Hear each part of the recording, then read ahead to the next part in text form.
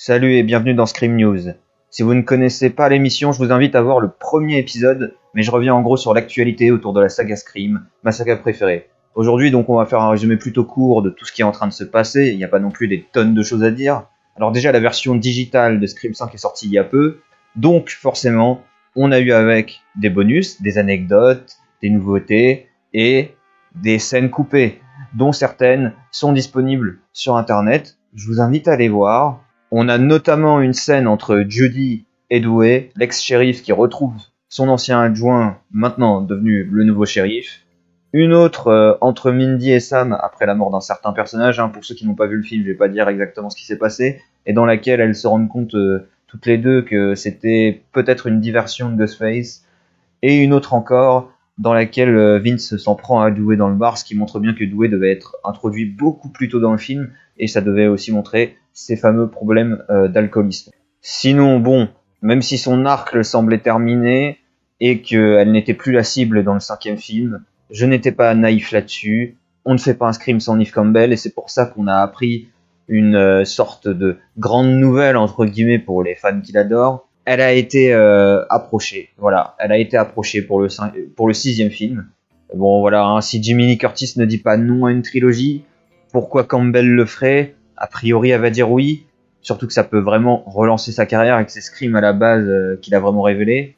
Donc elle dit qu'elle attend de lire le script. Elle a pas dit oui, mais voilà, s'ils l'ont approchée, qu'elle s'entend bien avec eux, qu'elle a aimé ce qu'ils ont fait dans le 5e film, et qu'ils ont fait part de leur intérêt pour la voir, je pense que c'est bon. Voilà, je pense que vous pouvez vous attendre à ce que Sydney soit dans le 6e film.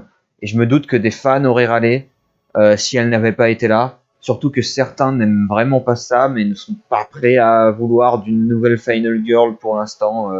Pas elle en exclusivité en tout cas. Donc voilà. En tout cas, Neve Campbell, elle a déclaré à la convention Mad Monster Party Horror la chose suivante. J'ai été approché par la production. Il n'y a pas de script encore. On m'a dit qu'une première ébauche allait bientôt arriver.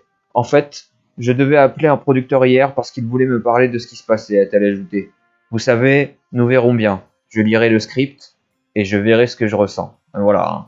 Ça montre quand même que c'est prévu qu'elle soit dedans. Après, pour un rôle minime, encore une fois, comme le 5, j'imagine. Mais on verra bien. Mais c'était sûr, c'était sûr. Pour moi, il pourrait s'en débarrasser d'elle dans l'histoire. Pour moi, bon, j'adore Sydney, mais pour moi, son arc est fini. On pourrait arrêter de faire des films Scream avec elle. Mais rien que par rapport aux fans et tout, c'était sûr qu'il n'oserait pas le faire. Et en même temps, j'ai envie de dire que Scream 5 a déjà été, on va dire, assez couillu pour ce que ça a fait au trio. D'ailleurs, on n'a même pas eu une seule scène où tout le trio était réuni dans le film. Donc voilà, je vais pas non plus trop me plaindre, je suis quand même content de la revoir. Et évidemment, j'irai voir le film. On a aussi eu des infos sur des easter eggs qui auraient pu être dans le film, mais qui n'ont pas passé la final cut véritablement. Alors, à vous de déterminer si cette photo de scène de crime veut dire que Stu est vraiment mort et que ça met fin à tous vos espoirs, ou du moins que ça voulait dire ça.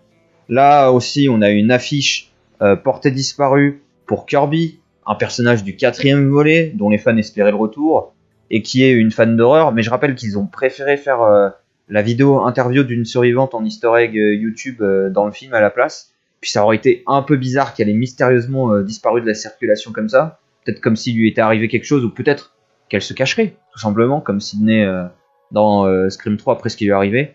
En tout cas, je sais que Hayden Panettiere a eu plusieurs problèmes dans sa vie, notamment violence conjugale, etc., qu'elle avait plus ou moins mis en pause sa carrière à une certaine période, de ce que j'ai cru comprendre, même si elle a quand même continué de faire des projets après. Mais visiblement, quand elle a été approchée par Radio Silence pour le 5, elle était assez chaude pour reprendre son rôle. Mais ils ne l'ont pas fait revenir, car ça ne rendait pas justice au personnage de l'inclure de force dans un script qui était déjà prêt. Voilà, la production du film avait déjà bien avancé. Donc pour moi, ça veut clairement dire que s'ils ne veulent pas gâcher le potentiel du personnage de Kirby en l'incluant au forceps dans l'histoire, cela veut dire qu'il y a une intention claire de la réserver pour un Scream 6, voire Scream 7, et de la remettre en avant. Cela dit, maintenant, en nouveau Randy, on a Mindy, alors elle va avoir de la concurrence. J'ai même envie de dire qu'il pourrait y avoir une sorte de dynamique intéressante entre les deux personnages, hein, une forme de duo. Ça pourrait être marrant. Peut-être comme Stavo et Noah dans la série MTV. Et franchement, entre nous, juste idée fun, vu que Ryan Johnson a bien montré sur Twitter qu'il avait aimé son easter egg dans Scream 5, ça serait cool si c'était lui qui pouvait réaliser des scènes de stab pour le prochain film. Mais voilà, je pose l'idée comme ça. Si Stab revient, bien sûr, vu que Gale a décidé de ne pas faire de bouquins qui pourraient servir à la production d'un film. Enfin, oui, dernier truc, Scream 6 va être tourné à Montréal, au Canada, et non pas aux États-Unis. C'est bien déjà parce que j'adore les slashers canadiens qui sont tournés là-bas, hein, comme My Bloody Valentine par exemple, Black Christmas. Mais ça me fait me poser des questions. Est-ce qu'il va s'agir d'une grande ville, un peu d'air frais après 3 films, l'original, le 4 et le 5, tous à Woodsboro? Ça serait cool que comme dans le 2 et le 3, nous ayons des lieux inédits, et même une forme d'ascension vers quelque chose de plus grand à nouveau. Parce que je me souviens qu'il disait en gros qu'il restait de l'essence pour des histoires autour de Woodsboro. Donc s'il s'en éloigne vraiment, ça serait une bonne surprise au final. Mais bon, si Woodsboro est encore le cadre de l'intrigue, je ne m'en plaindrai pas non plus, tant que c'est du Scream, hein. Après tout, c'est le cadre naturel de Ghostface. Maintenant, on va revenir sur 2 trucs autour de Scream 6. Alors déjà, non, c'est bien d'utiliser le terme OSEF, mais c'est votre opinion qui l'est quand vous parlez d'une arrivée trop tôt pour Scream 6.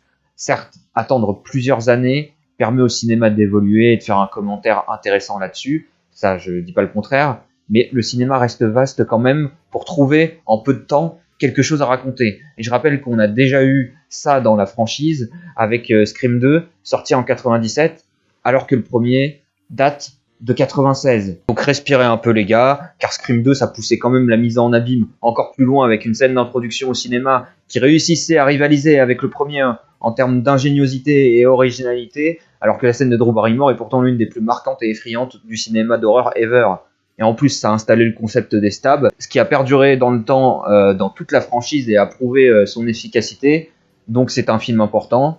Je ne l'aime pas autant que le premier, mais je peux voir en quoi certains essaieraient d'argumenter sur pourquoi il pourrait l'égaliser ou le dépasser.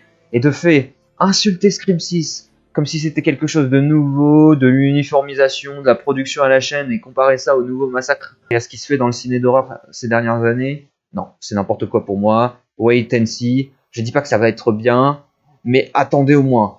Parlons pas de ce qui pourrait être, devrait être, comment, etc., mais de cinéma. Et le fait est que ce film n'existe même pas encore, donc le débat n'a pas lieu d'être, même si certains aiment en causer pour rien. Et puis je tiens à rappeler le nombre d'œuvres sur lesquelles on n'a pas forcément passé énormément de temps pour un résultat de qualité au final. Même là, voilà, mais ça vaut pour tous les domaines, même si je m'éloigne du cinéma. J'ai envie de vous dire, la musique, les Ramones, je rappelle la chanson Pet Sematary pour le film de Stephen King, basé donc sur le roman de Stephen King, aurait, d'après la légende, été écrite en 1 heure, donc même moins d'1 heure, dans la cave de Stephen King, soi-disant. Mais voilà, après ça, c'est toute une légende, mais je veux dire que ce soit vrai ou faux, ça représente pour moi l'idée que non, c'est pas impossible.